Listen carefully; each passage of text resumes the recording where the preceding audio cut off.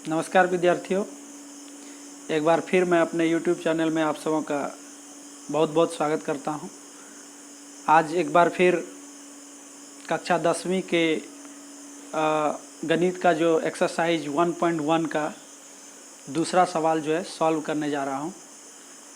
दूसरा सवाल है कि दर्शाइए कि कोई भी धनात्मक विषम पूर्णांक वो 6q+1 या 6q+3 या 6q+5 के रूप में होता है। कोई भी विषम धनात्मक पूर्णांक कहता है इस रूप में होता है, इसको दिखाना है। तो चलिए हम देखते हैं कि कोई भी धनात्मक विषम पूर्णांक हमने यूक्लिड विभाजन एल्गोरिथम में यह पढ़ चुके हैं कि यूक्लिड विभाजन एल्गोरिथम कहता है कि कोई भी दो पूर्णांक को हम a बराबर bq+r के रूप में लिख सकते हैं, कोई भी धनात्मक पूर्णांक को। तो यहाँ वही कह रहा है, कोई भी धनात्मक पूर्णांक को हम इस रूप में लिख सकते हैं। कंडीशन यहाँ पर क्या है कि ये a जो है वो विषम धनात्मक पूर्णांक है, वो जो है इस रूप में होगा। तो चलिए हम मान लेते हैं यहाँ पर कि जब हम लिखते हैं bq+r तो हमारा b के जगह पर यहाँ क्या है 5 है और r के जगह पर मैक्सिमम क्या हो सकता है 5 होगा। अगर वो विषम धनात्मक पूर्णांक होगा तो r जो है वो 5 होगा। तो हम यहाँ पर ऐसा मान सकते हैं कि माना कि a तथा b दो धनात्मक पूर्णांक है। मान लिया कि a और b जो है वो दो धनात्मक पूर्णांक है। अब इसको और यहाँ पर हम क्या देखते हैं कि b का मान जो होता है वो r से हमेशा बड़ा होता है। आप पिछले वीडियो में ये देखे होंगे कि जो भाज्य होता है भाजक जो होता है वो हमेशा शेष से जो है बड़ा होता है। तो हम यहाँ देखते हैं कि इसका जो यहाँ पर जो bq+r a बराबर bq+r, r के जगह हम देखते हैं मैक्सिमम वैल्यू कितना है 5 है। तो b का मान जो है वो इस 5 से बड़ा होगा। तो हम यहाँ मान लेते हैं जहाँ b बराबर कितना होगा 6, और जब b 6 होगा तो ये r का मान जो होगा ये क्या होगा इस 6 से हमेशा छोटा होगा।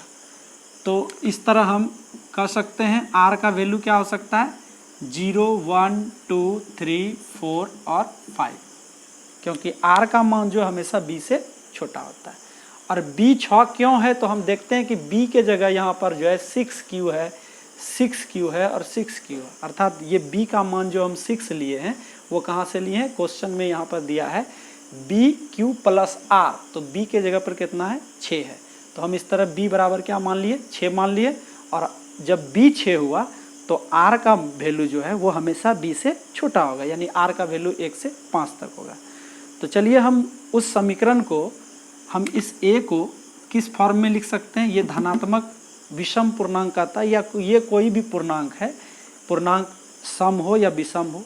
आप जानते होंगे सम वो होता है जिसमें 2 से पूरी भाग लग जाए, और विषम वो होता है जिसमें 2 से पूरी भाग नहीं लगे।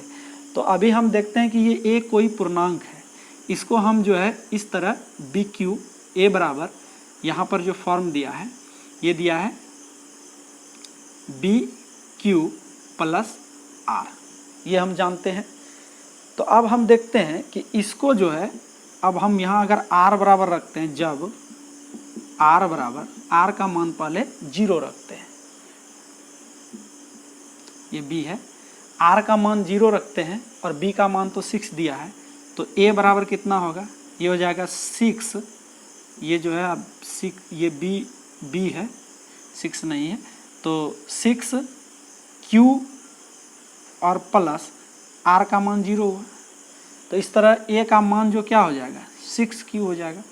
अब q जो है q कोई भी पूर्ण संख्या है, तो q जो है, q के जगह पर अगर हम 1 रखते हैं, q के जगह पर अगर हम 1 रखते हैं तो 6 आता है।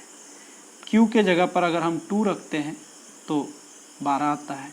6 के जगह पर हम 3 रखते हैं तो 18 आता है। तो हम q का कोई भी मान रखें, आप q का कोई भी मान रखें तो जो संख्याएं प्राप्त हो रही है ये सभी का सभी क्या है, सम है। ये सभी क्या है, सम है।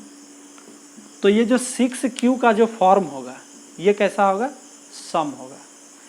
आगे देखते हैं, जब r का मान हम 0 ले लिए यहाँ, अब 1 लेते हैं तो a बराबर क्या हो जाएगा, 6 इंटू q का मान कुछ है, मान लीजिए कि यहाँ 6q रहने देते हैं, अब प्लस r के जगह 1 हो गया।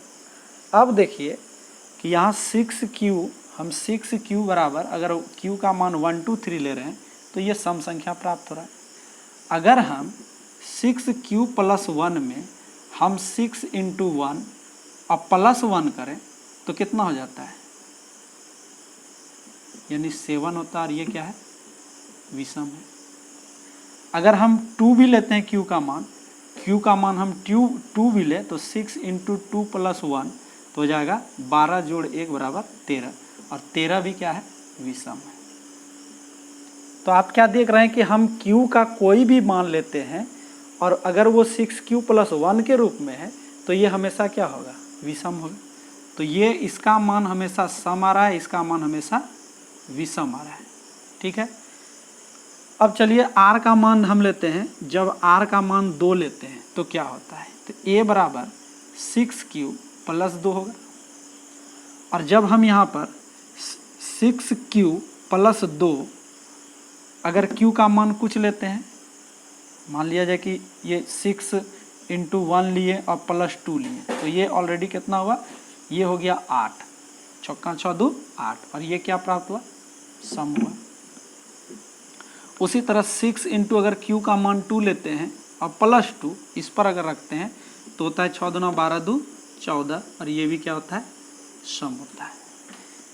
फिर अगर लेते हैं 3 लेते हैं q का मान, तो 3 लिए प्लस 2 तो ये होगा 6 18 2 20, और यह भी क्या हुआ, सम हुआ।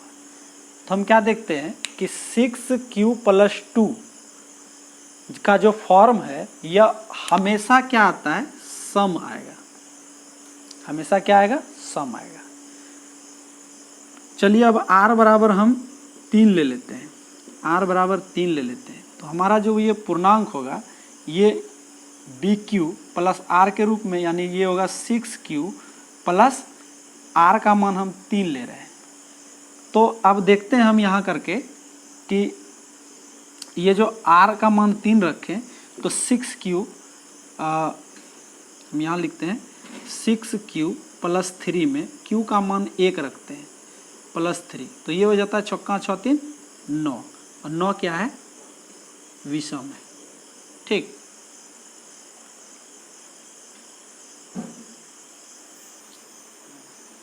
तो हम देखते हैं कि इसमें जो है q का मान 1 रखते हैं तो 9 आता है, और 9 क्या है, विषम है।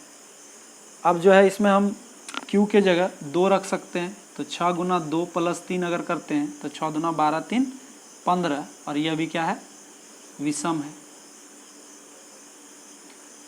3 भी रखते हैं मान कि अगर हम 6 इंटू q का मान 3 रखें और प्लस 3 है तो 6 18 3 21, यह भी क्या है, विषम है। ठीक है। तो हम क्या कर सकते हैं कि a बराबर 6q प्लस 3 जो है यह क्या होगा, ये एक विषम पूर्णांक के रूप में है। अब r बराबर जब हम 4 रखते हैं, जब r बराबर 4 रखते हैं तो a बराबर हो जाता है 6q प्लस 4। अब हम जब 6q प्लस 4 को q का मान हम बारी बारी से 1 2 3 लें तो 6q प्लस 4 है। अब हम अगर q का मान बारी बारी से 1 लें तो ये हो जाएगा चौका 6 4 10 हो जाएगा, और 10 क्या है, सम है। अगर q का मान 2 ले तो 6 इंटू 2 प्लस 4 यानी 6 दूना 12 4 16, यह भी क्या होगा, सम होगा। 3 ले तो 6 18 प्लस 4 कितना हो जाएगा 22 हो जाएगा। यह भी क्या है सम है। तो इस प्रकार हम क्या देखते हैं कि 6a बराबर 6q प्लस 4 के रूप में जो भी पूर्णांक को लिखेंगे वह क्या होगा सम होगा। और अब देखते हैं r का मान कहाँ तक लेंगे 5 तक। तो r का मान जब 5 रखते हैं तो a बराबर आएगा 6q प्लस 5। और यहाँ पर हम 6q q के जगह पर बारी बारी से कोई पूर्णांक 1 2 3 4 रखेंगे। तो हम देखते हैं कि 6q प्लस 5 में q का मान अगर हम 1 रखते हैं तो होता है चौका 6 5 11। और 11 क्या है विषम है। अगर 2 रखते हैं q का मान तो 6q प्लस 5 ये 6 दूना 12 5 17 हो जाएगा। यह भी क्या है विषम है। अगर 3 मान रखते हैं q का तो ये हो जाएगा 6 18 5 23 हो जाएगा। और 23 भी क्या है विषम है। तो देखिए ये जो है 6q प्लस 5 के रूप में अगर हम किसी भी पूर्णांक को लिखते हैं तो वह क्या आ रहा है विषम आता है। तो इस प्रकार हम क्या देखते हैं कि कोई भी धन पूर्णांक a को हम 6q प्लस 1 किसी भी धन पूर्णांक a को हम 6q प्लस 1 या 6q प्लस 3 या 6q प्लस 5 के रूप में लिखते हैं। 6q प्लस 1 लिखें तो भी क्या आ रहा है विषम आ रहा है। 6q प्लस 3 लिखें तो भी विषम प्राप्त हो रहा है। और 6q प्लस 5 लिखें तो भी यह विषम आ रहा है। अतः हम कह सकते हैं कि कोई भी धनात्मक विषम पूर्णांक को 6q प्लस 1 6q प्लस 3 और 6q प्लस 5 के रूप में लिख सकते हैं। तो हम यहाँ कह सकते हैं अतः कोई भी धन पूर्णांक